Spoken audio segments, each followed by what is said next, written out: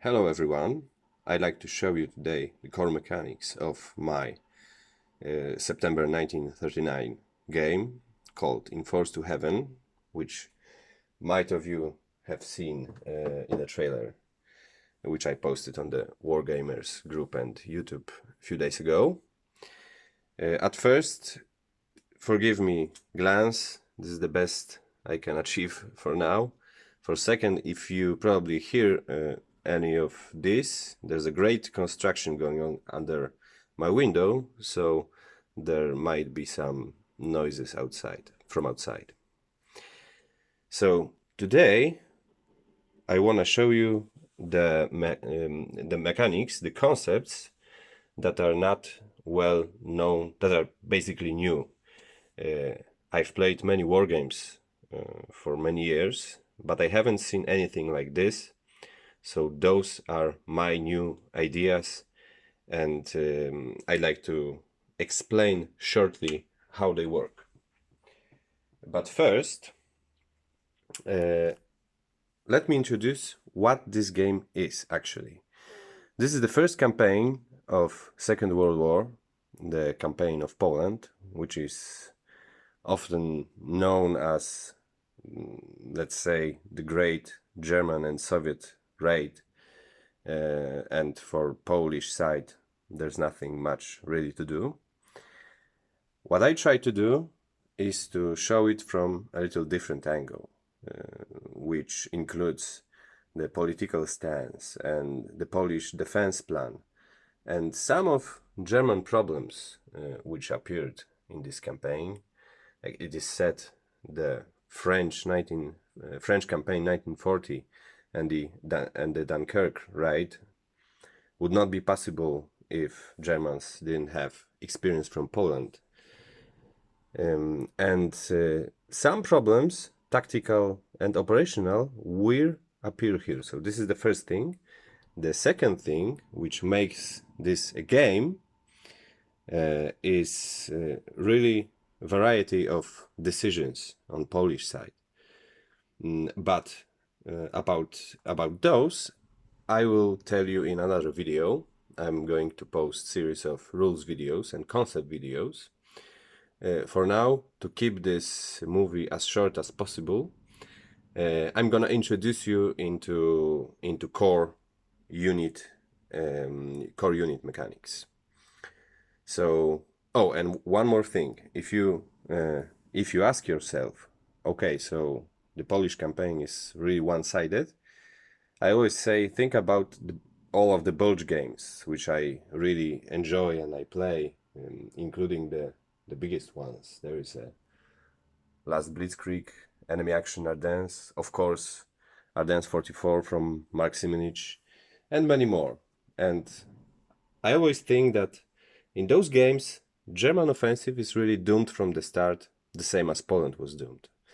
But it is always fun and really great to play those, to see how it happened and understand some of aspects of Operation Wacht am Rhein. So I hope I will catch your attention for this one. So this is early prototype. All of the components are self-made. Map is actually HQ map from 1942, prepared for the game with hexagonal grid and reverse roads and something like this. It is not the final map art, definitely, which might look a little dirty, but I worked hard to keep it able to be played. Like, see, there are roads, rivers, towns, bridges. All of those are separated from one another. Also, units are not final art. So I think everything of this might change. But what won't change, I hope, is like I said, the core rules. And maybe we'll try to, for now, just play one turn. And give me a second. I'm gonna take my little device to help myself. So the main two concepts that I haven't seen in other games, so let's say those are not, I haven't, I worked those myself, and in the course of last 2 or 3 years it evolved. So those mechanics are in the way that they are now evolved through many months of playtesting. So one of those mechanics it's called the daily foot range. So every foot unit, so infantry unit basically, like divisions, so scale is divisions, have a little white square, Polish and German divisions. This is the maximum range in hexes that a unit can move throughout the day, the whole day. So it matters when you move faster, or you use more of your daily range in the beginning of the day, leaving nothing much for the later part, or you keep your units steady to possibly react. For now, it's also a playtesting component. I don't know how it will look in the final version. For now, there are custom-made special little dice which you can track. If you move a unit, you use a die, you put on 1, then 2, and if you use all of your range, you just put an X. Unit with X, as you might think, have a problem. For Polish side, it will take march losses at night. It might take march losses at night, and it has trouble if it is attacked when it is attacked. Moreover, the range goes up from any reason, not only movement but also advances after attack, and what is most important, from retreats. So you can really disorganize enemy when you make him retreat, and this doesn't count for panzer divisions, armored divisions, motorized divisions, which have their own formations, and for cavalry. For example, right here, Kresowa, the cavalry brigade. And moreover, the panzer divisions and cavalry divisions have their own special abilities, but we'll leave it for now. The second mechanic that you might have not faced yet is the timetable, the time track. So the game uses cheat pool mechanic. It's not I go, you go, it's cheat pool. So you basically never know what's gonna come next. There are a few exceptions. So for example, if you pull a little activation of motorized corps, you can put it aside and use it whenever you like. For German player, for Polish player, there is also one, and it's called coordination. Yep, there it is. You can save it for later, but you may have problem with use this whenever you like. Of course, you check it with the dice.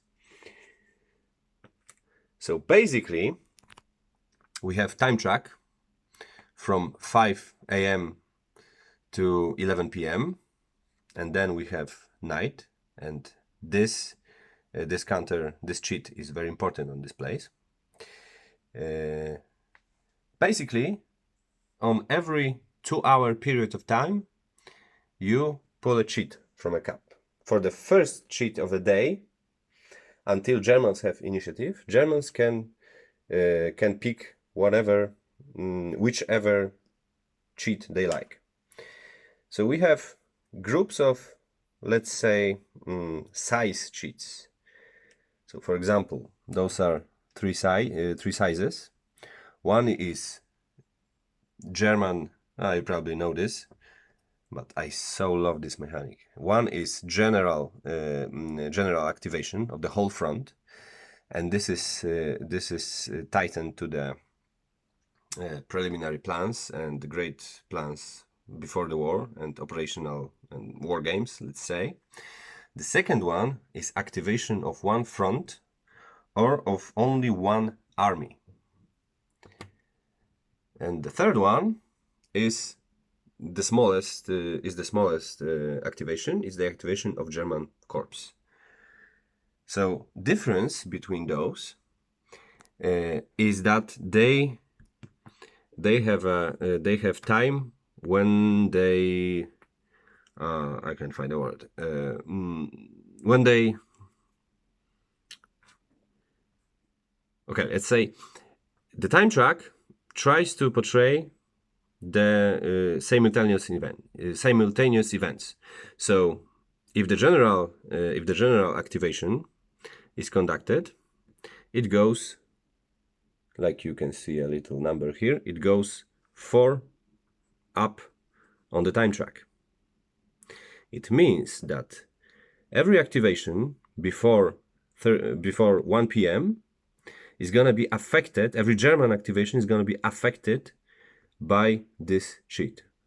What it basically means, what happened on 5 a.m. Have not happened literally, but it happens until 1 p.m. And the bigger activation you have, it affects more of your units and longer. For example, if you activate only one army, for example, there's activation of Polish army on 7 a.m. The only one army that's gonna be affected from this cheat is gonna be the army you picked, and it's gonna affect this army only for 3 hours. So those are great activations of the whole front, and those are and it portrays also moving with earlier prepared plans. And this one is more of a initiative of army generals. So those are two basic core new mechanics that are important for this game. As for movement and combats, this is pretty standard. So we have standard, let's say kind of a standard combat results table. We have standard terrain effects table, and we have cards. The cards are important for the story mainly. There's a Soviet advance, which is gonna come later. There's an Allied offensive in Sar region. Oh, and by the way, those cards that you see here are in Polish, because this is how I ordered them. But I have full set of cards in English already, like activation cards. Those are from the printer, Polish, and those are my self-made, which are in English. The cards are supposed to help you learn the game. They are not needed for the game, so you can exchange cheat pool for card pool. Those are the same, or you can use those cards as a reference cards for every activation, because there's a large variety of activations, but due to the time track, they work together as you can feel that those events cross each other, and it happens as one big event on the map. So I think we're gonna play one turn or part of one turn. I'm gonna see how long it's going to take. Again, I'm not gonna now focus on explaining the reasons behind any smaller mechanics and units like air bases and HQ ranges. Those all are gonna be posted in separate videos about rules and concepts. So let's try a pure gameplay. I think you might see how this works. I want to show you how this works, like the clean gameplay. So we have third day, the 3rd of September. We have cards also for every day.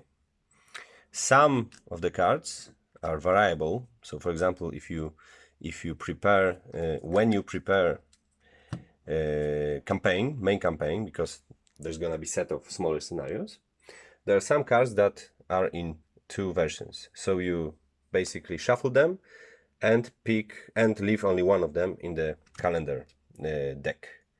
For example, historically, France, Great Britain, and a bunch of other countries declared war on Third Reich exactly on 3rd September. In this game, and it's gonna trigger entry of Soviets and Allied offensive, which is again mainly for the sake of storytelling. It has, let's say, minor impact on the game, but if you play the campaign day by day, I think it is very important to know what happened and what was the mindset of Polish general staff. And this is actually the main goal of this game. It's to create the situation for both players based on actual mindset of the commanders of the side. Here we have the Plan West. Yeah, it's in Polish, so again, I'm not gonna explain it for now. There's a main staff which is going to in certain conditions leave Warsaw, where it is now.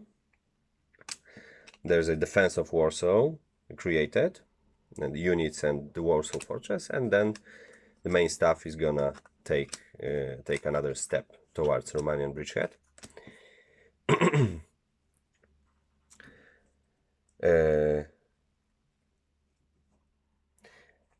I didn't want to film this on the 1st September because the first moves of the campaign are pretty, let's say, standard. So of course the beginning of the campaign has to be German advancement and preliminary bombardment. So I think it's gonna be much more interesting if you see some of the game already played. So we have 3rd September, so we can check if there's any, and also on those cards are historical events and parts of the newspapers, historical newspapers, because all of those events were broadcasted live to people through newspapers and radio. So for example, we have part of a newspaper from the 3rd September which says yeah, this is absolute propaganda, which says that Polish forces destroyed already 100 tanks, 37 planes, and the Westerplatte outpost is still defending. The eagles, lions from Westerplatte are showing Germans their place, something like this. Yeah, the media had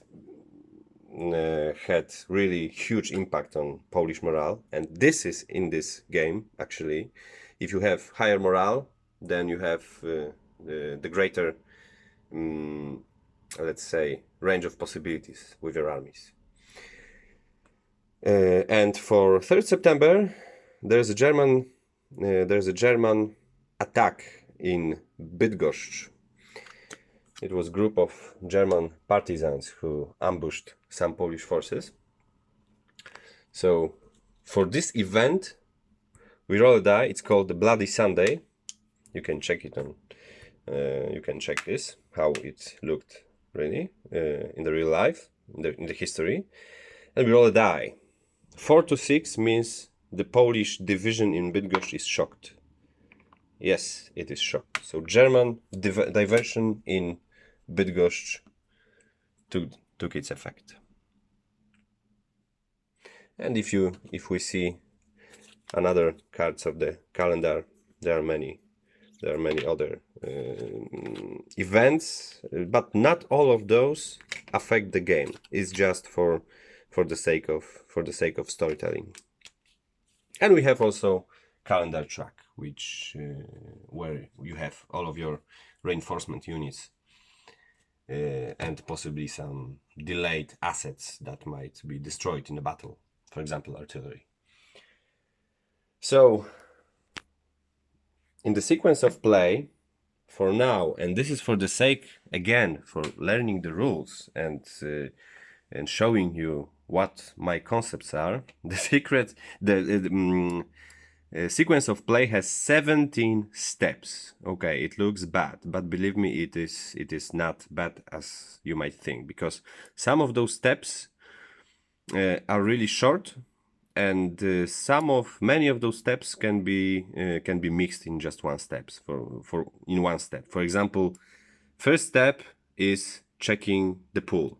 You prepare the cheat pool cup, or you prepare a deck of cards.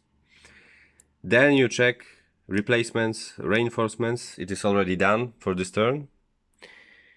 Then you have Air Force phase, which is divided into two steps. One is German division of Stuka units, and the second one is possible Polish relocation of Polish bases. Then we have fifth one is the main action phase, and then we have various checks like checking if you fulfilled, if the general staff escape is fulfilled. So you check this card and you see what happens then. It affects Polish morale and Polish command for a few hours.